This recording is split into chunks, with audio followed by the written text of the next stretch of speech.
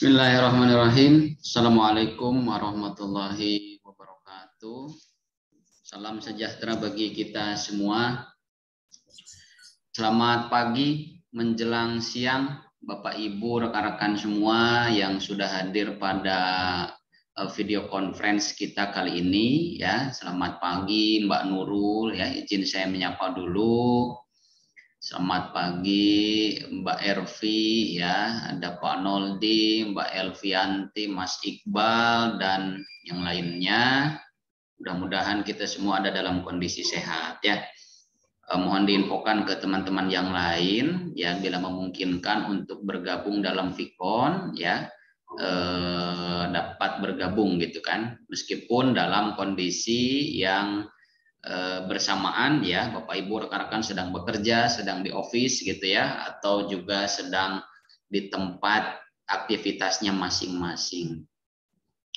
Ya, kita bertemu lagi pada perkuliahan 11 ya. Jadi mata kuliah ini sebetulnya mata kuliah umum yang dirancang sebagai instrumen gitu ya, instrumen yang memang pada dasarnya kita sebagai manusia gitu ya, sebagai makhluk sosial juga memerlukan sentuhan-sentuhan aspek humanismenya gitu ya di dalam kita menjalin dan membangun relasi ya.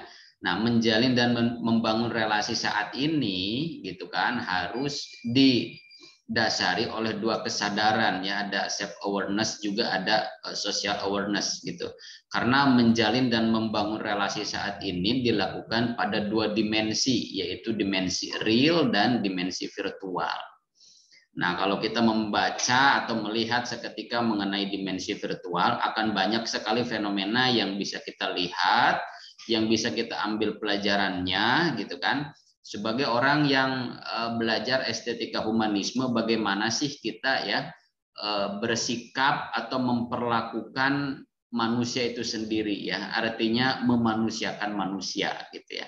Jadi mata kuliah ini kembali saya reminder ya Bapak Ibu rekan-rekan semua bahwa mata kuliah ini sifatnya sangat kontekstual gitu. Adapun instrumen di dalam mengukur tingkat pemahaman Bapak Ibu semua baik di dalam tugas 1, tugas 2 nanti UTS dan UAS itu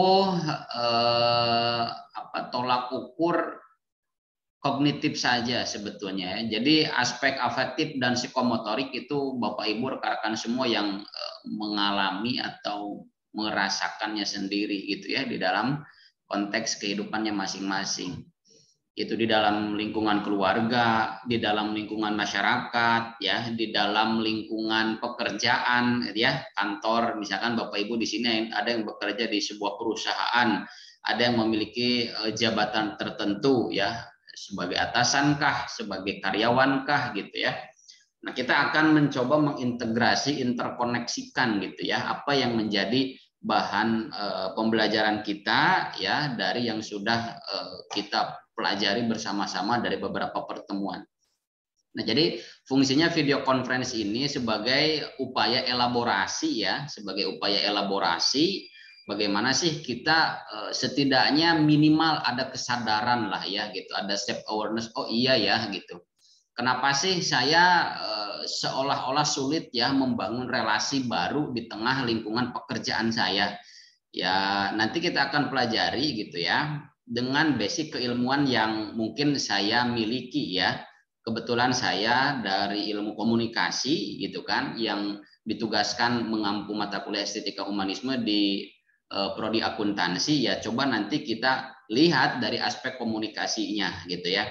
Apakah komunikasi Bapak Ibu yang selama ini terapkan di lingkungan keluarga itu sudah cukup tepat gitu ya di dalam komunikasi pola asuh dengan anak misalkan, atau pola komunikasi antar budaya gitu ya, di dalam keluarga itu sendiri kan memiliki berbagai budaya yang berbeda, atau bagaimana pola komunikasi dan interaksi yang saya terapkan di lingkungan pekerjaan itu sudah tepat atau belum gitu ya, sehingga akan menimbulkan suatu kepercayaan ya, suatu integritas, suatu nilai yang dilekatkan oleh orang lain kepada diri kita atau disebut dengan social capital ya.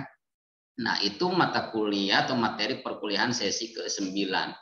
ya. Nah, jadi pada Vicon pagi menjelang siang ini kita akan review 2 materi ya. Yang pertama materi pertemuan 10 gitu ya, 10 atau 9 mungkin sampai dengan materi perkuliahan 11 ini. Di materi perkuliahan 11 ini kita akan belajar tentang atau membahas tentang konflik manajemen ya, bagaimana kita mengatur mengendalikan sebuah konflik gitu ya, baik yang ada di dalam diri kita sendiri maupun bersinggungan dengan orang lain atau di luar dari diri kita sendiri ya, secara aspek internal juga aspek eksternalnya. Ya, materi 10 ya tentang leadership atau bisa juga kita katakan sebagai modal sosial atau capital sosial, social capital ya. Kemudian pertemuan ke-9 lalu kita belajar tentang building networking gitu ya, bagaimana kita membangun relasi gitu kan sebagai makhluk sosial yang selalu memiliki kebutuhan dan keinginan untuk terhubung dengan yang lainnya. Oke ya. Kita akan bahas dan saya akan menampilkan materi tambahan untuk pertemuan ke-9 atau 10 ya, 10 dulu supaya kita tidak terlalu jauh. Tapi di dalam pembahasannya kita akan singgung lagi bagaimana sih building networking itu ya kita gunakan sebagai kekayaan ya atau sebagai modal sosial kita untuk bisa membangun relasi sebanyak mungkin. Ya, pertemuan ke-10 kemarin kita sudah belajar atau materi yang saya share itu ya mengenai leadership, seni dan gaya kepemimpinan ya. Nah, itu bersinggungan dengan aspek social capital ya. Apa itu social capital ya? Social capital itu kalau kita lihat ya dan kita rinci secara bahasa, secara istilah itu ya. Kapital berasal dari kata kapital bahasa Latin ya, yang artinya kepala gitu ya, berkembang gitu ya. Jadi kapital di sini memiliki suatu makna yang berbagai macam pengertian gitu ya, tergantung bagaimana kita memaknainya. Tetapi pada dasarnya kapital dalam pengertian ini tidak sama dengan kapital modal ya. Kita tidak merujuknya pada modal mungkin ya di dalam mata kuliah akuntansi atau manajemen atau ekonomi itu ada istilah kapital juga yang dimaknai sebagai suatu modal saham atau modal usaha dan lain sebagainya. Tetapi di sini kita maknai sebagai modal sosial gitu ya, sehingga disebut dengan social capital. Ya. Jadi apa yang disebut dengan social capital gitu ya? Social capital itu suatu serangkaian nilai atau norma informal yang dimiliki bersama ya di antara para anggota suatu kelompok masyarakat yang saling terkait yang didasarkan pada nilai kepercayaan, norma dan jaringan sosial. Jadi kalau kita pahami secara sederhana dan kita sederhanakan pemahamannya bahwa social capital itu adalah suatu bentuk modal sosial yang dimiliki oleh setiap individu maupun setiap kelompok. Nah, jadi kita sebagai masyarakat yang hidup sebagai individu yang hidup di tengah masyarakat majemuk ya khususnya di Indonesia dengan berbagai macam budaya, bahasa, kemudian kepercayaan ya atau agama yang dianut, tentunya kita dituntut memiliki modal sosial gitu ya. Nah, akan kita lihat juga dari aspek apa saja ya nilai dan norma itu dilihat gitu. Kalau kita melihat ya pada beberapa definisi yang dikemukakan oleh pakar sosiologi ya, menurut Kuhlman itu modal sosial merupakan aspek-aspek dari struktur hubungan ya antar individu yang memungkinkan mereka menciptakan nilai-nilai baru. Jadi ada keterikatan antara satu individu dengan individu yang lain. Kalau di dalam aspek komunikasi itu disebut dengan komunikasi interpersonal ya. Jadi kalau Mbak Nurul atau Mbak Elvianti ya melakukan dialog atau komunikasi dengan individu yang lain yang itu terjadi oleh dua orang ya, itu disebut dengan komunikasi interpersonal. Nah, syarat komunikasi interpersonal itu sebetulnya pada awalnya itu adalah ketika dua orang bertemu atau bertatap muka, gitu ya, disebut dengan komunikasi interpersonal. Tetapi saat ini adanya dimensi virtual ya menjadikan semuanya mungkin saja gitu. Sehingga tidak harus ketemu langsung, tidak harus tatap muka ya, lewat video call bisa, lewat Zoom bisa gitu ya, lewat chattingan bisa. Dan itu memang dilakukan oleh dua orang atau dua individu. Nah, jadi istilah komunikasi interpersonal sesuai dengan syarat dari awalnya ya, syarat ketentuan awalnya bahwa komunikasi interpersonal itu dua orang yang saling bertemu, kini bergeser maknanya gitu ya, bahwa ada perubahan dan perkembangan kondisi, situasi dan kondisi, maka disebut komunikasi interpersonal yang termedia gitu ya. Seperti kita sekarang ya, Bapak Ibu rekan-rekan semua ada di mana? Mungkin sama-sama di Jakarta ya. Saya sedang di kampus Unsia, Bapak Ibu ya mungkin di Jakarta Selatan berdekatan dengan saya, tetapi kan ruangnya berbeda, waktunya bisa saja sama. Atau rekan-rekan semua berada di wilayah Indonesia bagian timur, bagian tengah, dan lain sebagainya, waktu dan ruangnya juga berbeda. Nah, jadi menurut Kuhlman itu bahwa modal sosial itu merupakan aspek-aspek dari struktur hubungan individu yang memungkinkan mereka menciptakan nilai-nilai baru. Nah, hubungan individu ini bisa diartikan sebagai antara satu orang dengan satu orang, atau personal dengan personal, atau personal dengan kelompok, atau kelompok dengan kelompok yang menciptakan nilai-nilai baru, ya, yang menciptakan nilai-nilai baru. Di dalam istilah lain ya ada yang disebut dengan bricolage ya. Bricolage itu adalah menciptakan budaya baru dari apa yang sudah ada gitu ya. Menciptakan budaya baru dari apa yang sudah ada. Ada juga ya, ada 3 elemen sebetulnya ya selain bricolage itu. Tetapi yang relevan dengan apa yang disampaikan oleh Kuhlman di sini, bahwa menciptakan modal sosial merupakan aspek-aspek dari struktur hubungan antar individu yang memungkinkan mereka menciptakan nilai-nilai baru atau disebut dengan bricolage ya. Contohnya seperti apa? Contohnya misalkan menciptakan budaya baru dari apa yang sudah ada itu melihat potensi yang ada sehingga terwujudnya atau lahirnya sebuah kebiasaan, sebuah nilai, sebuah norma, sebuah budaya baru gitu ya.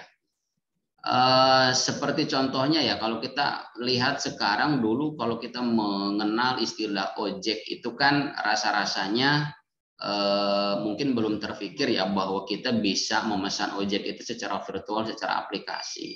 Nah, di saat yang sama dulu ojek itu sebagai transformasi konvensional gitu kan, di waktu yang sama ada juga ya keterbaruan teknologi seperti teknologi informasi ya, ada internet juga gitu kan, ada media digital. Nah, dari adanya kedua unsur tersebut, antara keterbaruan atau perkembangan teknologi dengan fenomena transportasi konvensional, dikawinkanlah gitu ya, bergabunglah gitu antara keterbaruan atau kecanggihan teknologi dengan moda transportasi konvensional, sehingga bisa memungkinkan gitu ya adanya lahirnya sebuah inovasi, sebuah teknologi seperti sekarang kita bisa pesan GoFood gitu ya, dengan berbagai aplikasi yang beragam, ada Shopee Food ya, kemudian juga sangat berbagai macam ya bentuknya, jenisnya juga gitu, ada Grab ya, ada Maxim sekarang dan lain sebagainya. Nah, sehingga menurut Kuhlman juga bahwa modal sosial itu mengacu pada aspek utama dari organisasi sosial seperti kepercayaan, norma, dan jaringan yang dapat meningkatkan efisiensi dalam masyarakat ya. Jadi modal sosial itu apa saja Pak bentuknya? Banyak sekali. Jadi modal sosial itu apa yang melekat di dalam diri kita dan itu terlihat oleh orang lain, itu yang disebut modal sosial. Misalkan Mbak Nurul ini dikenal oleh orang lain itu dapat dipercaya. Itu menjadi modal sosial, karena kenapa orang lain akan memberikan beban atau tanggung jawab sosial kepada Mbak Nurul sesuai dengan sosial kapital yang dimiliki. Contoh, Mbak Nurul hidup di lingkungan keluarga atau di lingkungan masyarakat di tempat tinggal, apakah itu di Depok, di Jakarta, di Bogor, dan lain sebagainya. Kemudian mengadakan sebuah struktur organisasi kemasyarakatan karena Mbak Nurul ini dipandang dan dilihat memiliki modal sosial atau sosial kapitalnya sebagai orang yang jujur, amanah, maka diberikanlah tanggung jawab sebagai bendahara gitu ya, karena amanah, jujur dan lain sebagainya. Sehingga ada asumsi-asumsi, ada persepsi yang terbangun di dalam aspek kognitif masyarakat itu bahwa tidak mungkinlah melakukan penyelewengan atau penggelapan dana dan lain sebagainya karena orangnya jujur, tanggung jawab, terbuka, transparan. Nah, itu salah satu bentuk dari modal sosial gitu ya.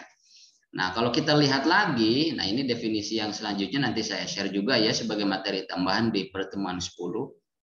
Nah, kalau kita lihat, nah sumber utama modal sosial itu apa? Pertama dari agama, kedua dari tradisi yang telah berkembang secara turun-temurun, ketiga melalui lembaga-lembaga pendidikan. Nah, sebetulnya saya bisa memastikan Bapak Ibu rekan-rekan semua di sini ya, khususnya yang ada di dalam mata kuliah estetika humanisme itu memiliki suatu atau menganut suatu kepercayaan suatu agama tertentu ya, entah itu Muslim sebagai Muslim ya, sebagai yang memeluk agama Kristen ya, Buddha, Katolik gitu kan, dan lain sebagainya, Hindu ya gitu. Nah, turunan daripada agama itu hendaknya ditampilkan atau dipresentasikan di dalam identitas diri ya.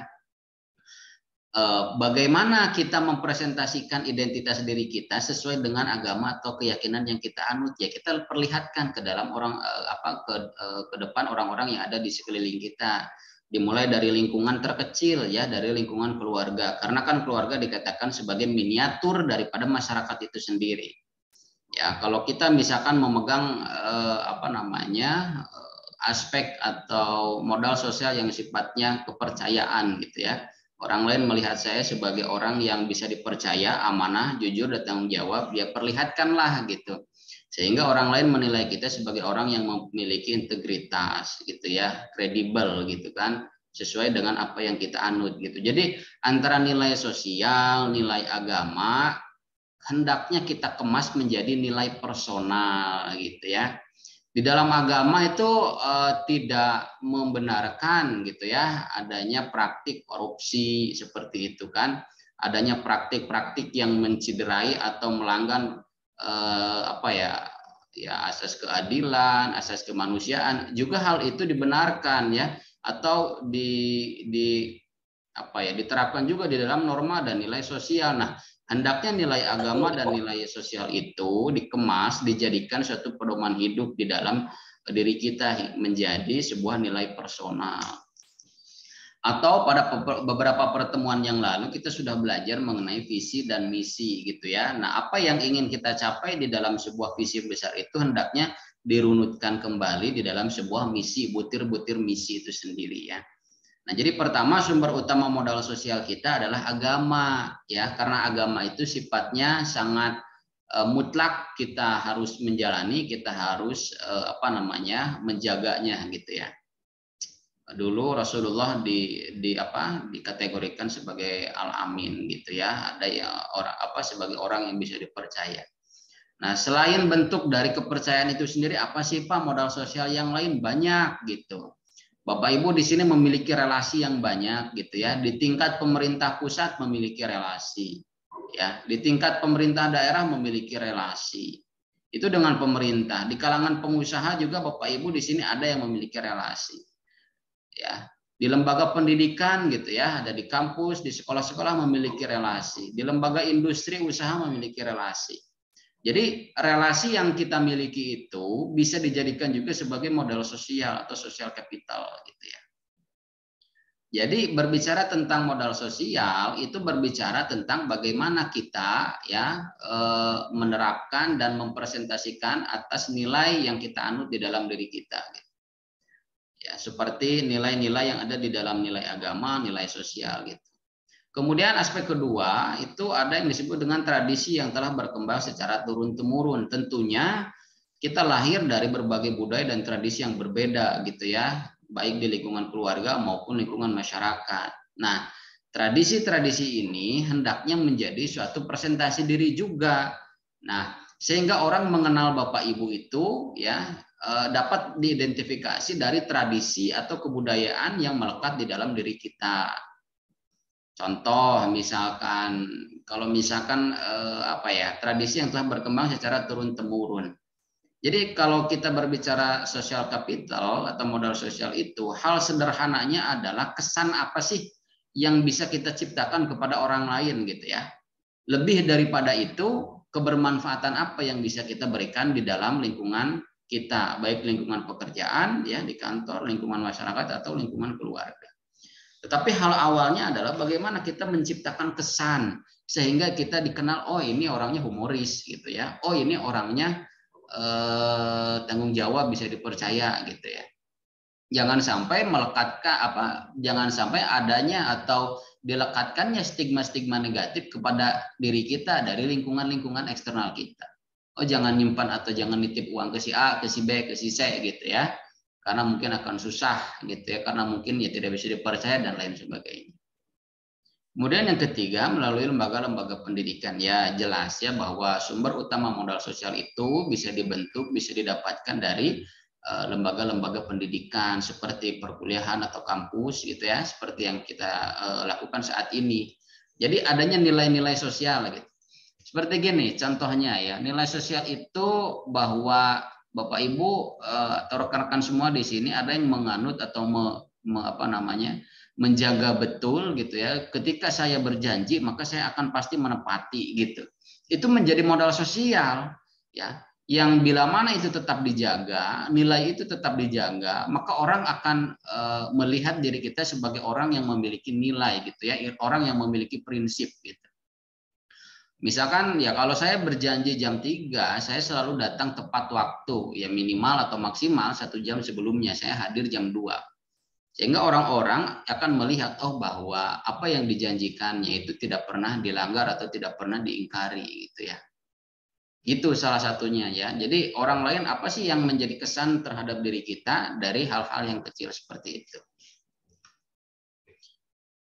Oke, elemen-elemen pokok modal sosial itu ada trust ya, ada kepercayaan gitu ya, ada fairness juga gitu, ada keadilan di sana, ada ada equality juga gitu ya. Jadi tentunya kalau kita membangun sebuah relasi, kita sebagai human relation gitu kan, orang yang selalu membangun relasi atas dasar pemenuhan apa? Pemenuhan keinginan dan kebutuhan.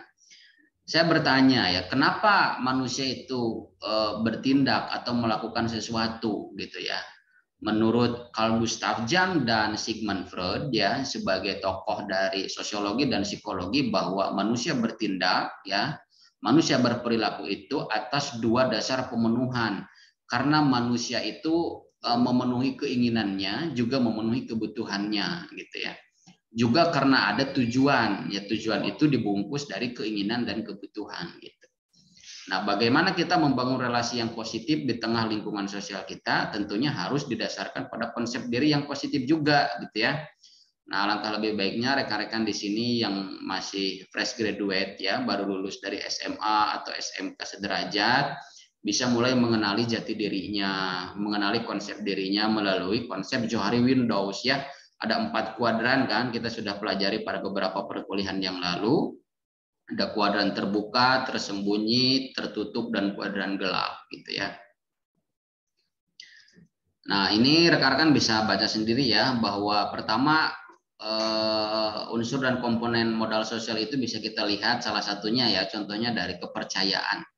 Nampaknya agak sulit ya kalau kita membangun kepercayaan lalu di suatu waktu tanpa sengaja atau misalkan ya harus terpaksa misalkan ya kepercayaan itu menjadi tergerus gitu ya oleh perilaku atau sikap atau bahkan ucapan yang tidak kita sadari gitu ya, karena aspek emosional gitu ya. Makanya kita belajar tentang anger management ya sebelum UTS itu, bagaimana kita bisa mengendalikan diri gitu. Karena relasi yang baik, kepercayaan yang sudah tertanam, juga kesan-kesan baik yang positif yang melekat di dalam diri kita, ketika kita tidak bisa mengendalikan atau mengontrol amarah kita gitu ya, tentunya akan seketika hilang gitu ya, hilang respect gitu ya, hilang simpati daripada orang lain, bahkan sampai hilangnya kepercayaan orang lain kepada kita. Karena apa? Karena kita tidak memiliki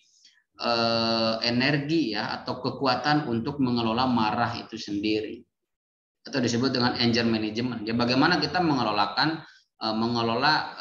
marah ya di dalam kita bersosial.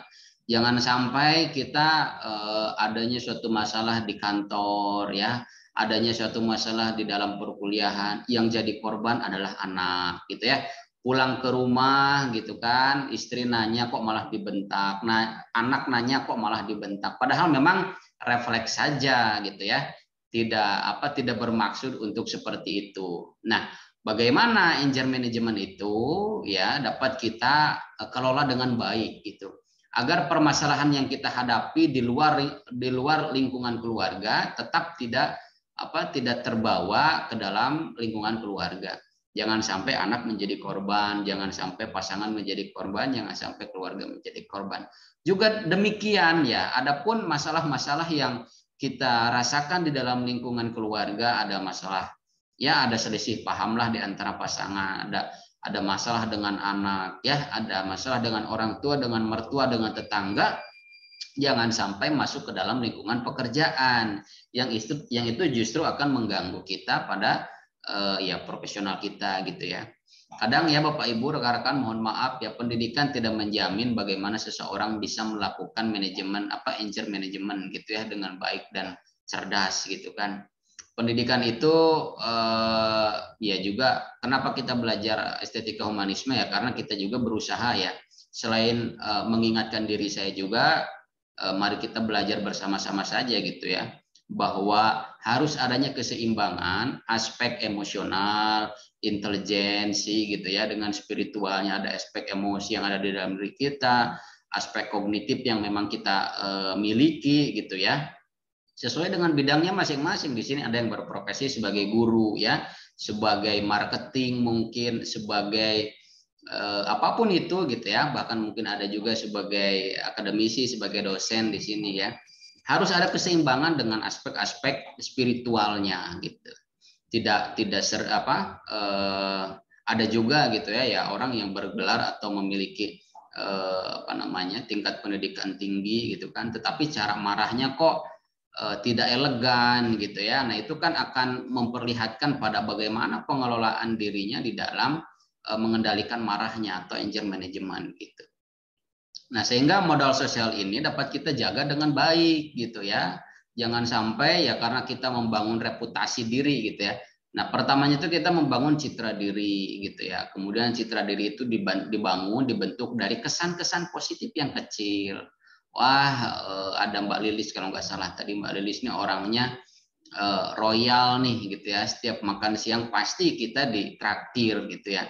Nah, aspek-aspek friendly seperti itu, ada humanitisnya di sana gitu ya, ada berbagi, ada ya dengan kesan-kesan positif lainnya, sehingga terakumulasi menjadi reputasi diri. Dikenallah Mbak Lilis itu sebagai orang yang dermawan contohnya.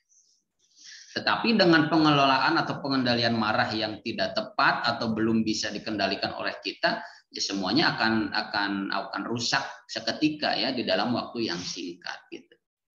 Nah, di sini menurut Fukuyama ya tahun 96, bahwa kepercayaan adalah harapan yang tumbuh di dalam sebuah masyarakat yang ditunjukkan oleh adanya perilaku jujur, teratur, dan kerjasama berdasarkan norma-norma yang dianut bersama. Ya, fungsinya meminimalisasi bahaya yang berasal dari aktivitas bekerja sama di antara sama pihak, meningkatkan toleransi.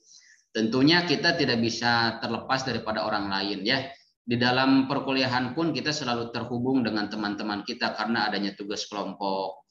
Di dalam masyarakat pun sama, kita mengadakan suatu kegiatan, baik itu kegiatan yang sifatnya tradisi atau budaya gitu ya, atau yang sifatnya keagamaan, atau yang sifatnya memang momentum gitu ya. Seperti misalkan nanti kita akan menjelang Hari Raya Idul Adha ya. Biasanya kan antar masyarakat itu berkumpul ya untuk mengadakan mengadakan sebuah kurban gitu ya. Maka ada 7 orang masyarakat yang berembuk gitu ya, udunan lah gitu ya, untuk membeli atau memotong seekor sapi gitu. Nah, itu pun bentuk-bentuk dari kegiatan apa namanya, kegiatan interaksi kita yang selalu kita jalani gitu ya. Jadi aspek komunikasi itu menjadi aspek yang selalu dekat dan selalu apa namanya, kita laksanakan, kita lakukan gitu ya. Hanya saja memang di dalam praktiknya ada ilmu-ilmu yang memang harus kita bekali gitu ya. Karena kan di dalam komunikasi sebetulnya gini ya, Bapak Ibu kalau melihat gaya komunikasi pemimpin yang ada di Indonesia tentunya bisa menganalisa ya. Contoh ya, pemimpin di tingkat gubernur ada Ganjar Pranowo ya, ada Anies Baswedan, ada Ridwan Kamil.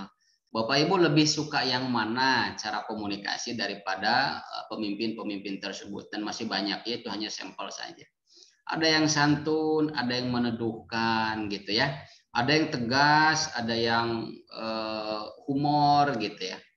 Nah, itu pun bisa dikatakan sebagai modal sosial. Nah, tinggal bagaimana modal sosial itu kita kembangkan melalui ilmu yang bisa menunjang atas modal sosial itu sendiri gitu ya. Jadi kalau kita memiliki teman, misalkannya Mbak Nurul punya teman di kuliahannya, di masyarakatnya, atau punya saudara yang enak diajak curhat, adem, selalu memberikan masukan-masukan yang sifatnya solutif gitu ya, memberikan solusi-solusi yang memang bermanfaat, yaitu menjadi modal sosial bagi dirinya sendiri, yang itu melekat di dalam diri, dilekatkan oleh kita kepada dirinya gitu ya. Itu disebut dengan komunikasi asertif ya, nanti di searching saja. Komunikasi asertif itu komunikasi yang apa namanya, memperhatikan aspek psikologi baik komunikator maupun komunikan ya. Komunikator itu saya di sini seperti saat ini, saya sebagai komunikator, orang yang menyampaikan pesan. Komunikannya adalah rekan-rekan semua di sini ya. Jadi komunikasi asertif itu memperhatikan aspek psikologisnya. Ketika yang curhat nangis, ya ikutan sedih. Yang curhat senang, gembira, ikutan senang, gembira, memberikan dukungan atau support gitu ya. Menjadi pendengar yang baik, memberikan solusi dan lain sebagainya.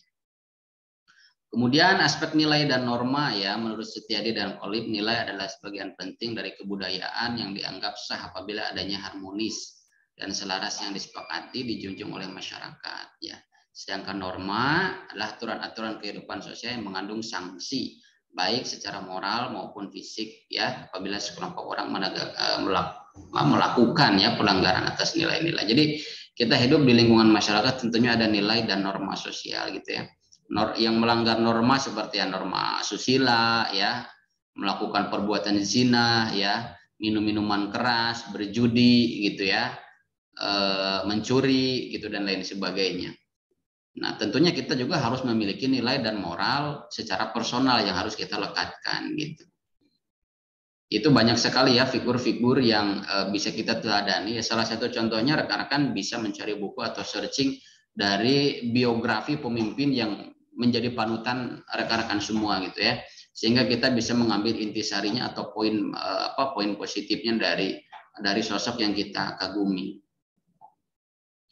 Nah, kemudian jaringan ya, social network gitu kan, ikatan orang atau sekelompok yang dihubungkan dengan hubungan sosial yang diikat ya dengan kepercayaan gitu. Jadi kalau berbicara tentang jaringan sosial, mungkin kita sudah dihadapkan pada kemudahan gitu karena adanya teknologi ya, adanya media sosial.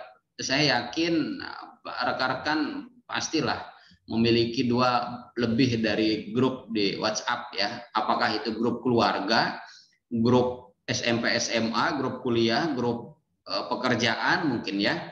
Itu kan bisa menjadi kita untuk memperlebar jaringan kita gitu ya. Kita buka YouTube, kita buka Instagram, buka Facebook, gabung gitu ya dengan komunitas ini, gabung dengan kelompok ini, dengan organisasi ini, langsung kita menjadi anggota di dalam sebuah WhatsApp group itu tadi. Nah, di sanalah kita bagaimana membangun sebuah relasi gitu ya, terutama bagi orang-orang yang berkecimpung di dalam bidang usaha gitu ya, untuk memperlebar usahanya gitu ya, memperlebar bisnisnya dengan modal sosial yang kita miliki. Nah, dimensi modal sosial ya ada kognitif, ada kultural gitu kan, ada secara kognitif ya, pola pikir gitu. Kemudian dimensi struktural ya, susunan ruang lingkup organisasi atau seperti apa sih atau berada di posisi apa sih gitu ya kita di dalam suatu lingkungan keluarga atau di dalam suatu lingkungan masyarakat. Nah, jenis-jenis modal sosial yang ada itu pertama kita lihat ya secara pertama ya ada yang disebut dengan bonds. Gitu. Jadi ada aspek family ya keluarga modal sosial kita sebagai keluarga. Keluarga dapat dikatakan sebagai modal sosial kita ya sebagai contohnya bahwa keluarga si A dipandang religius gitu ya karena keluarga kiai besar di kampung A, B, C dan D gitu. Itu menjadikan modal sosial kita sehingga kita menjaga nilai dan norma yang dianut oleh keluarga kita. Masa iya anak seorang kiai, masa iya saya sebagai anak seorang kiai melakukan perbuatan yang melanggar nilai dan norma sosial, terlebih melanggar nilai dan norma agama, gitu ya, seperti mabuk misalkan. Nah, tentunya ada apa ya, ada peringatan ya, ada kesadaran, ada self awareness juga social awareness. Wah, saya harus menjaga nama baik orang tua saya harus menjaga nama baik keluarga saya. Ya, ada close friend gitu ya, ada sahabat tersendiri gitu ya. Saya harus bisa menjaga kepercayaan dia gitu ya. Gitu. Kemudian ada aspek yang kedua gitu ya. Lingkungan yang kedua itu kita bisa melihatnya dari lingkungan pertemanan. Pertemanan perkuliahan, teman arisan ya, teman senam mungkin ya. Teman jogging, teman apapun lah itu, teman ibu-ibu PKK lah ya gitu. Kalau buat ibu-ibu atau bapak-bapak tuh teman ya perkumpulan hobi-hobi lah gitu ya. Ada komunitas moge ya, komunitas mancing dan lain sebagainya gitu. Kolega juga ya sebagai kolega gitu, partner kerja gitu ya. Dan asosiasi gitu ya, asosiasi ya banyak ya, kalau di komunikasi itu ada asosiasi, ada ISKI ya, Ikatan Sarjana Komunikasi Indonesia. Dari komunikasi di akuntansi juga ada gitu ya. Jadi ada 3 lingkungan ya yang bisa dijadikan sebagai modal sosial gitu. Wah, saya ini tergabung ke dalam komunitas pemuda hijrah gitu ya bersama Ustadz Adi Hidayat. Itu menjadi suatu modal sosial yang bisa melekat pada diri kita gitu. Jadi di mana lingkungan kita berada, di sanalah sebagai salah satu modal sosial kita, sebagai salah satu potensi dari modal sosial kita, karena kita akan dikenal berdasarkan lingkungan apa atau di mana lingkungan yang kita diami, lingkungan di mana kita berada saat itu. Dan yang ketiga ya aspeknya kalau kita runutkan di sini ada lingkungan secara primer, sekunder, dan tersier. Nah, yang tersier itu adalah lingkungan-lingkungan di mana kita memiliki interaksinya tidak begitu intens gitu ya. Ya sesekali lah gitu. Kadang-kala kita ketemunya juga seminggu sekali, sebulan sekali, dan lain sebagainya. Yaitu biasanya pada suatu komunitas ya yang memang tidak terikat secara struktural gitu ya. Ya hanya sifatnya hobi gitu ya. Ada perkumpulan pecinta binatang apa gitu ya. Pecinta binatang kucing berkumpul di alun-alun Bandung, berkumpul di alun-alun Surabaya, di alun-alun Jogja. Itu kan hanya sifatnya untuk penyaluran hobi saja yang bertemunya juga seminggu sekali, sebulan sekali. Nah gitu ya Bapak Ibu rekan-rekan semua. Jadi lingkungan untuk menciptakan modal sosial kita dilihat dari lingkungan primer, sekunder, dan tersier gitu ya. Ini penjelasannya bisa nanti dibaca sendiri gitu ya. Jadi fungsi modal sosial itu untuk apa? Pertama untuk menyelesaikan konflik yang ada di dalam masyarakat. Kalau kita mau dikategorikan atau mendapatkan label positif di tengah masyarakat kita, tentunya kita akan menjadi sumber rujukan gitu ya. Sumber rujukan. Oh ya udah panggil si A, panggil si B gitu ya. Panggil Bapak A, panggil Ibu B gitu. Untuk menyelesaikannya. Apakah di sini Bapak Ibu rekan-rekan semua ada yang menjadi tokoh masyarakat? Nah, ketokohan itu menjadi modal sosial juga pada bagaimana kita membangun relasi lebih baik, lebih banyak, dan lebih luas gitu. Itu untuk menyelesaikan konflik yang ada di dalam masyarakat atau untuk menyelesaikan sebuah permasalahan gitu ya. kemudian memberi kontribusi bagi yang terjadinya integrasi sosial, membentuk solidaritas sosial, membangun partisipasi masyarakat sebagai pilar demokrasi, menjadi alat tawar-menawar pemerintah. Jadi modal sosial itu dapat dilihat pada seberapa apa namanya interestkah gitu ya orang lain melihat diri kita. Ya, untuk menganalisanya kita bisa latihan dari figur pemimpin yang misalkan kita lihat sesuai dengan realitas yang ada, baik realitas real maupun realitas virtual. Sebagai contoh ya, Pak Ibu mohon maaf. Kita tahu bersama ya bahwa Gubernur Jawa Barat Ridwan Kamil itu mengalami sebuah musibah gitu ya, bahwa anak sulungnya gitu kan hanyut dan belum ditemukan, sehingga pada akhirnya dinyatakan meninggal dunia gitu ya. Nah, saya menganalisa dari dimensi virtual secara sederhana ya. Sosok anak sulung Ridwan Kamil yang bernama Emeril Khan Mumtaz itu sebetulnya tidak banyak diketahui oleh publik gitu ya, tidak banyak dikenal oleh publik gitu. Tetapi suatu fenomena itu memperlihatkan gitu ya, selain dari sisi framing media yang memberitakan gitu ya, bahwa hadirnya berbagai macam respon dari masyarakat yang turut simpati gitu ya, turut merasakan atas kehilangan, atas kesedihan, atas terpukulnya gitu ya Ridwan Kamil beserta keluarga ya kehilangan seorang anak. Nah, ini mengindikasikan bahwa modal sosial yang dimiliki Ridwan Kamil sebagai pemimpin yang humanis gitu ya, yang bersahaja, memiliki pola komunikasi yang cukup baik gitu ya, disesuaikan dengan kalangan berbagai kalangan komunikannya gitu ya. Karena Ridwan Kamil yang saya lihat itu memiliki berbagai media sosial yang diperuntukkan berbeda-beda ya. Akun Instagramnya saya lihat diperuntukkan untuk menyalurkan hasrat personalnya di dalam hiburan ya, konteks hiburan. Jadi ya kadang Ridwan Kamil mengupload hal-hal yang berbau lucu gitu ya, membalas komentar-komentar yang berbau lucu gitu. Kemudian Twitternya digunakan sebagai sarana formal gitu ya untuk menjawab permasalahan yang ada di Jawa Barat gitu ya. Begitupun dengan Facebooknya gitu. Nah, hal-hal seperti itu yang ada yang dilekatkan atau sudah melekat di dalam diri Ridwan Kamil sebagai pemimpin di Jawa Barat itu menjadi suatu modal sosial yang berhasil ya menurut saya, sehingga bukan hanya warga Jawa Barat yang ikut simpatik, yang ikut sedih gitu atas kehilangan putranya, tetapi masyarakat lebih melihat pada sosok atau figur Ridwan Kamilnya ya, bukan melihat pada figur atau sosok anaknya gitu.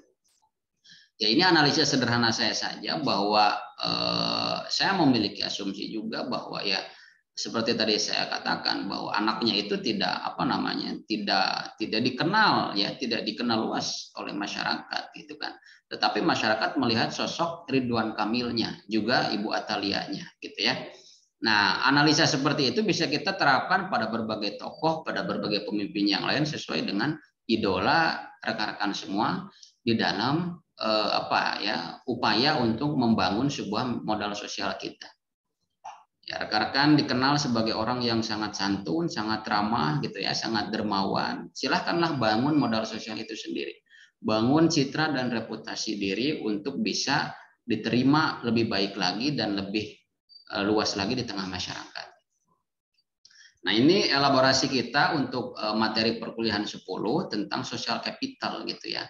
Termasuk di dalam materi yang saya share juga gitu ya, yang terbaru kemarin gitu ya, tentang leadership, seni dan gaya kepemimpinan gitu ya.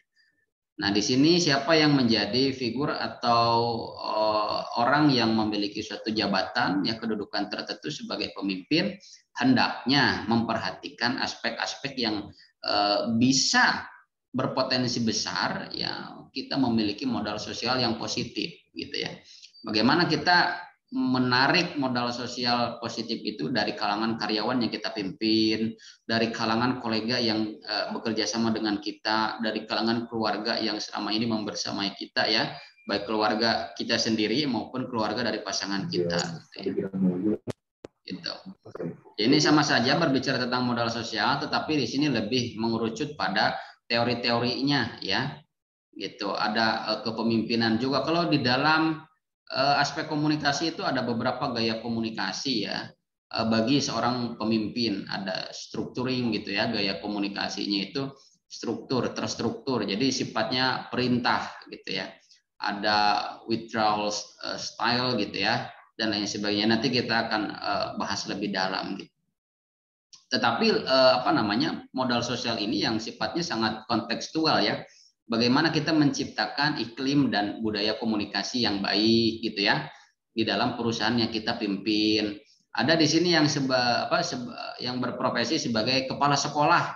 Bagaimana kita menciptakan pola komunikasi yang two-way communication gitu ya. Terciptanya komunikasi itu dua arah lancar gitu. Tidak hanya pimpinan ke atasan saja gitu ya, secara one way communication satu arah, tetapi ada feedback, ada timbal balik gitu ya dari siapa yang kita pimpin kepada diri kita. Adanya keluhan, adanya masukan dari guru-guru gitu ya, dari staf TU gitu ya, bahkan dari OB pun kita tampung gitu ya. Kalau yang posisinya sebagai kepala sekolah. Nah, kita di sini sebagai seorang guru misalkan memimpin kelas ya, ada wali kelas. Coba apa sih yang diinginkan oleh siswa kita? Cara belajarnya ingin seperti apa gitu ya. Media pembelajarannya ingin seperti apa? Kalau Bu, Pak, ya lain kali kita bisa belajar di luar ruangan. Oke, boleh gitu ya. Jadi itu masukan ya, kritik gitu kan, atau keinginan yang perlu kita dengar gitu ya. Dilaksanakan atau tidaknya ya tergantung dari baik dan benarnya, baik dan buruknya gitu ya. Misalkan ya tergantung cuaca atau tergantung tempat, jarak dan lain sebagainya, itu silahkan rekan-rekan menentukan sendiri gitu. Tapi di sini kita berbicara tentang modal sosial, juga berbicara tentang apa sih yang menjadi modal intinya gitu ya. Modal diri kita di dalam berelasi sosial ya, di tengah masyarakat umum, di tengah masyarakat komunal. Nah, ini teori-teorinya secara tekstual bisa dibaca dan pelajari sendiri ya gitu. Nah, ini saya memberikan ulasan-ulasannya saja. Oke. Selanjutnya kita akan mengulas gitu ya materi ke berapa ya, ke-11 ya di pertemuan kita kali ini, yaitu tentang manajemen konflik ya, konflik manajemen. Bapak Ibu rekan-rekan, saya pertama ingin bertanya dulu ya, ketika misalkan Bapak Ibu masuk ke dalam lingkungan baru gitu ya, lingkungan pekerjaan. Jadi Bapak Ibu 1 bulan yang lalu sudah resign dari tempat kerjanya, kemudian masuk ke pekerjaan yang baru, dan lingkungannya, budayanya, iklim komunikasinya juga belum diketahui dengan banyak. Lalu di 1 bulan pertama Bapak Ibu merasakan adanya adanya ketidaksesuaian nilai dan norma yang dianut oleh diri kita dengan nilai dengan nilai dan norma yang diterapkan di lingkungan perusahaan tempat kita bekerja, sehingga terjadi konflik batin lah gitu ya, konflik yang ada di dalam diri kita. Ini kok gajinya gede tapi kok kayak gini cara kerjanya ya gitu. Kira-kira apa yang ingin dilakukan Bapak Ibu kalau dihadapkan pada situasi tersebut? Ada yang ingin bisa memberikan jawabannya?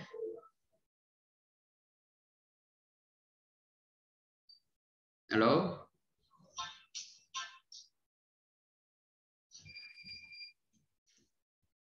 Ya, konflik itu tidak bisa kita rencanakan gitu ya. Kalau kita rencanakan itu bukan konflik ya, tapi bisa juga dalam arti seperti ini, datangnya konflik itu ya memang sifatnya kondisional gitu ya. Ya memang konflik itu rata-rata berasal dari ketidakjelasan dan ketidakpastian ya, baik dirasakan oleh diri kita sebagai personal maupun oleh diri kita sebagai kelompok gitu ya. Misalkan ada diskriminasi ras, suku, budaya, agama di dalam suatu lingkungan pekerjaannya itu akan menghadirkan sebuah konflik juga tentunya ya. Ada juga yang konflik bersifat personal seperti analogi yang saya sampaikan tadi itu ya. Nah, konflik itu suatu kondisi tanpa adanya keharmonisan jelas gitu ya. Kemudian suatu kondisi di mana terjadinya suatu pertentangan juga betul. Suatu kondisi di mana tidak ada kesepakatan juga betul. Konflik merupakan kondisi yang dinamis betul. Nah, konflik di sini bisa dilihat dari adanya variabel keterhubungan antara satu personal dengan personal yang lain, yaitu konflik kita dengan orang lain. Juga ada disebut dengan konflik tunggal ya, konflik sendiri gitu. Artinya ada konflik itu di dalam diri kita. Ini memutuskan A atau B gitu ya, cepat atau lambat gitu ya, dan lain sebagainya. Kalau kita melihat ya menurut Robbins bahwa konflik adalah suatu proses interaksi yang terjadi akibat adanya ketidaksesuaian antara dua pendapat ya atau dua sudut pandang yang berpengaruh atas pihak-pihak yang terlibat baik pengaruh positif maupun pengaruh negatif. Ya, kemudian menurut Luthans ya, konflik adalah kondisi yang ditimbulkan oleh adanya kekuatan yang saling bertentangan. Kekuatan-kekuatan ini bersumber pada keinginan manusia. Ya, jadi konflik itu adanya perbedaan kata kuncinya ya. Perbedaan keinginan, perbedaan paham, perbedaan pendapat, perbedaan sudut pandang. Nah, kenapa terjadinya konflik?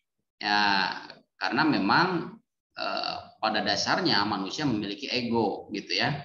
Di pertemuan awal kita sudah membahas tentang ada ego, ada ID dan superego ya. Ego, superego dan ID. Bagaimana ego kita dikendalikan oleh ID, bagaimana ID kita dikendalikan oleh ego, dan bagaimana pada hasil akhirnya super ego kita menentukan segalanya gitu ya. Ada aspek moral di sana. Gitu. Apakah ego kita yang ingin kita pertahankan gitu ya, dengan berbagai macam konsekuensi tentunya gitu ya. Yang menurut saya, sudut pandang saya, asumsi saya, pendapat saya seperti ini gitu ya. Kalau menurut Anda seperti itu ya silahkan gitu. Saya tidak akan bergabung. Itu bentuk daripada ego yang belum pada tahap super ego gitu ya. Super ego itu mempertimbangkan aspek nilai dan moralitas, baik dan buruk ya. Kemudian mempertimbangkan juga jangka pendek, menengah dan jangka panjangnya. Bagaimana jika pertentangan dan perdebatan ini tidak diselesaikan, akan berpengaruh pada relasi pertemanan, relasi pekerjaan yang dilihat secara struktural, atasan bawahan atau kolega sesama rekan kerja gitu ya. Jadi aspek super ego di dalam mengendalikan konflik manajemen itu harus hadir gitu ya, yaitu pertimbangan akan nilai dan moral. Nah, penyebab konflik adanya perbedaan kepentingan, perbedaan cara pandang, ada ketidakjelasannya tujuan, ya, adanya perbedaan peraturan yang dianut, adanya perubahan situasi baru. Tentu ya, pas saat awal pandemi dulu mungkin rekan-rekan di tempat kerjanya juga ada beberapa konflik lah gitu ya. Baik itu ukurannya bisa dilihat ya, konflik ringan, besar gitu ya. Nah, penyebab lain bisa dari miskomunikasi, salah pengertian dalam pertukaran pesan dan makna ya. Biasanya kalau kita berkomunikasi lewat WA itu sering menimbulkan miskomunikasi ya. Ya, komunikator mengirimkan pesan dengan nada biasa, kok yang menerima dengan nada sewot gitu ya. Itulah yang menjadi kekurangan daripada komunikasi digital kita saat ini. Tetapi Pak, tidak seperti itu. Kita juga bisa mengirimkan voice note. Oh iya, boleh. Itu voice note itu sifatnya komunikasi atau pesan verbal vokal, tetapi kita tidak bisa melihat ekspresi wajah yang mengirimkan pesannya seperti apa. Jadi apapun itu ya, ketika ada salah satu dimensi yang tidak terlihat atau tidak terpenuhi, maka proses komunikasinya juga tidak akan berjalan maksimal. Kecuali kalau misalkan seperti sekarang gitu ya, rekan-rekan bisa melihat saya berbicara, ekspresi saya, volume dan intonasi atau nada suara saya seperti apa.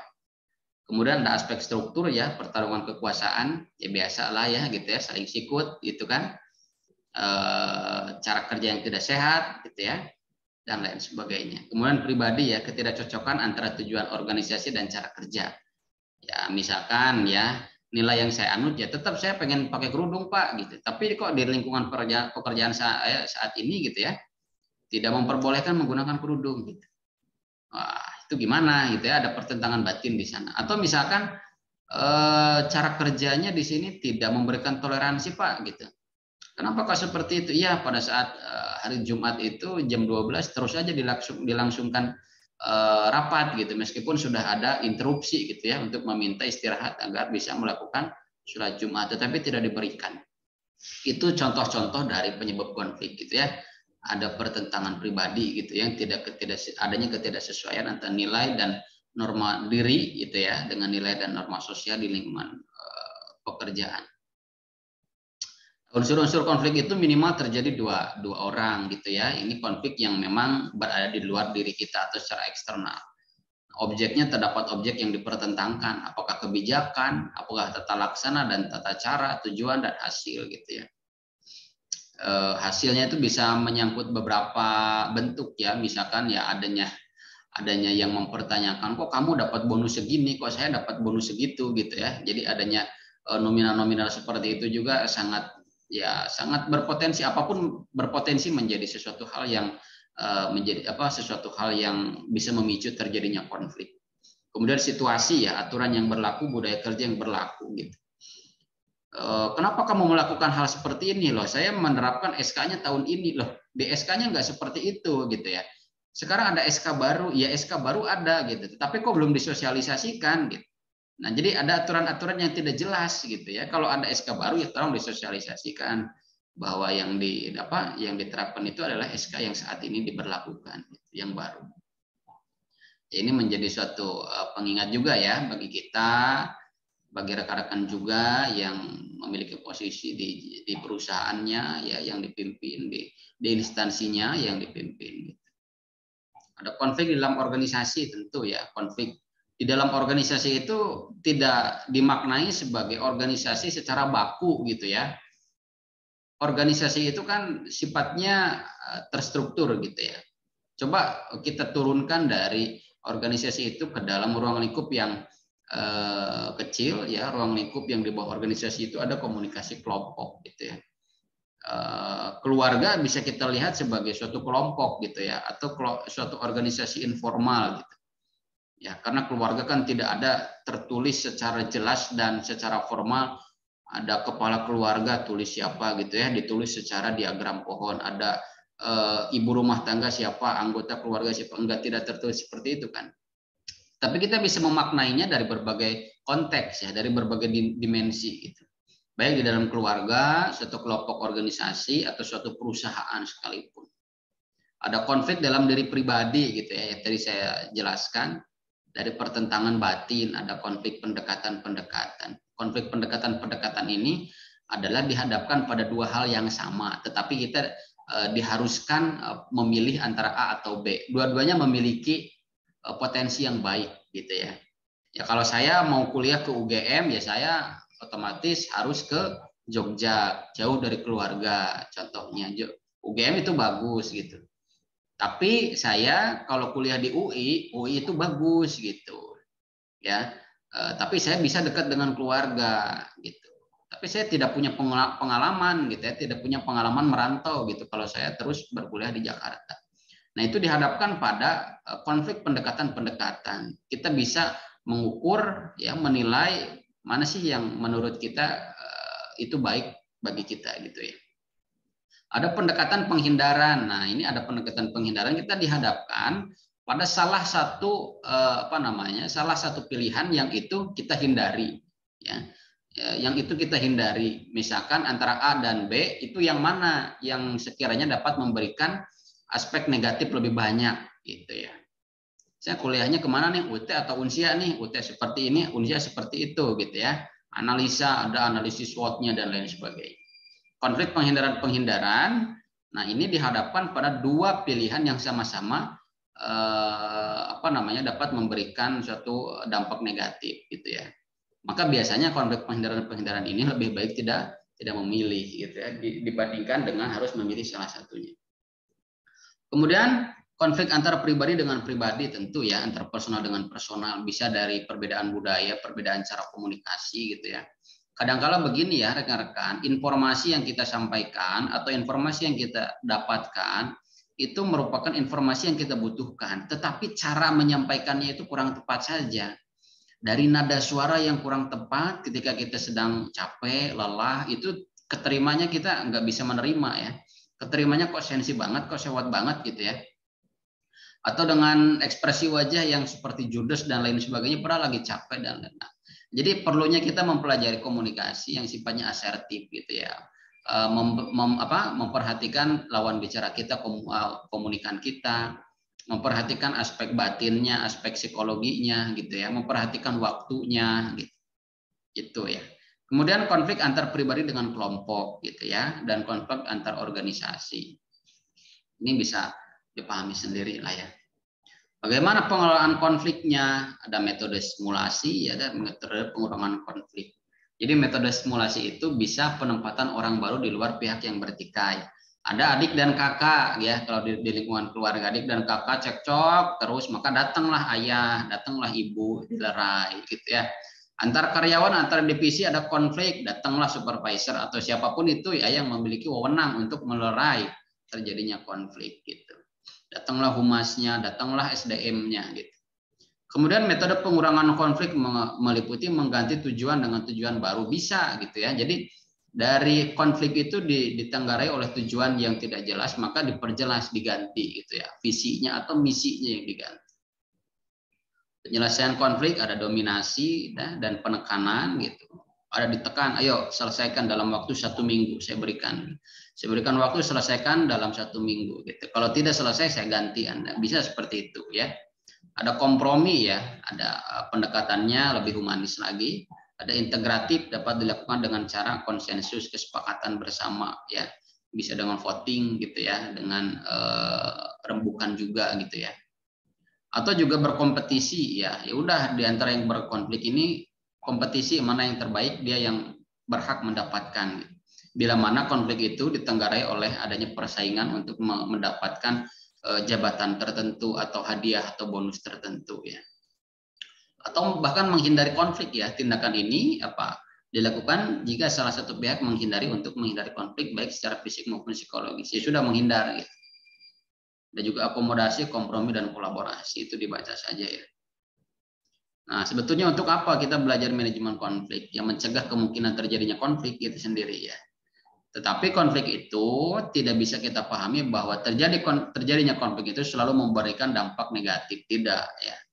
Kadang konflik itu memberikan dampak positif juga untuk perkembangan dan perbaikan rules gitu ya, perkembangan dan perbaikan aturan, perkembangan dan perbaikan cara berpikir, perkembangan dan perbaikan cara komunikasi gitu ya. Banyak hal-hal positif dari terjadinya konflik. Misalkan alur komunikasinya cenderung satu arah ya, coba dong dihadirkan gitu ya media-media yang dapat memberikan masukan, entah dalam email, entah dalam surat kaleng, entah dalam WA group gitu ya. Sehingga atasan juga mengetahui dari apa yang dirasakan oleh bawahannya. Kemudian menghindari dari adanya konflik yang terjadi, mengurangi dampak resiko, ya, menyelesaikan konflik dalam waktu singkat mungkin. Pada intinya, rekan-rekan semua, ya, kita belajar tentang social capital, kemudian manajemen konflik itu berbicara tentang bagaimana sih kita memiliki nilai hidup yang lebih baik daripada sebelumnya, gitu ya. Apakah kita akan bertahan gitu ya pada kondisi saat ini saja? Tentunya sebagai manusia harus ada peningkatan. Kita harus terus belajar gitu ya, utlubil ilma minal mahdi ilal lahdi gitu kan. Jadi belajar dari buayan sampai ke liang lahat bagi siapapun itu. Belajar dalam konteks kehidupan, belajar dalam konteks ya kalau perkuliahan apapun itulah kita bisa mempelajarinya ya. Bisa baca dari buku, baca dari internet, tetapi belajar secara kontekstual itu belajar bagaimana kita bisa membaca situasi dan kondisi, bisa membaca orang lain, bisa membaca partner kerja kita. Redaksi Iqra ya di dalam surat pertama di dalam Al-Quran itu secara tekstual bisa kita maknai sebagai perintah untuk membaca apa yang sudah tertulis gitu ya. Tetapi lebih daripada itu, redaksi Iqra bismi rabbikal ladzi khalaq itu bacalah ya situasi dan kondisi yang ada di sekelilingmu. Bacalah tempat kerjamu, bacalah rekan-rekan kerjamu, bacalah pasanganmu, bacalah anak-anakmu, bacalah keluargamu. Apakah keluarga yang saya pimpin saat ini sudah menjadi baik gitu ya? Sudah lebih baik dari waktu ke waktu. Apakah cara mendidik saya, cara mendidik figur orang tua saya sebagai orang tua misalkannya sudah baik gitu kan? Apakah cara komunikasi dan interaksi saya dengan anak saya sudah baik gitu? Apakah cara menjalin membangun relasi saya dengan atasan saya atau saya dengan bawahan saya sudah baik atau belum gitu? Apakah sampai saat ini saya sudah memanusiakan manusia atau belum? Intinya seperti itu sehingga kita bisa memberikan kebermanfaatan gitu ya. Khairun nas anfa'uhum linnas itu tadi. Jadi sebesar dan sesering apa kita memberikan dan menebar manfaat bagi lingkungan kita gitu ya, bagi keluarga, bagi teman, bagi sahabat, bagi orang tua gitu. Intinya juga saya menekankan bahwa galilah potensi diri agar menjadi modal sosial. Kita dikenal sebagai orang yang agamis, ya jagalah nilai dan perilaku kita. Kita dikenal menjadi orang yang dermawan ya jagalah gitu ya aspek-aspek yang dicitrakan ya, dicitrakan positif dari lingkungan kita gitu. Sehingga kita juga bisa melerai gitu ya konflik yang ada di dalam keluarga. Kita menjadi aktor perdamaian lah gitu ya. Bukan menjadi aktor yang terlibat di dalam konflik itu tadi. Sampai di sini teman-teman semua ada yang ingin ditanyakan atau ada yang ingin dikonfirmasi atau ya ada yang ingin dicurhatkan tentang pengalamannya?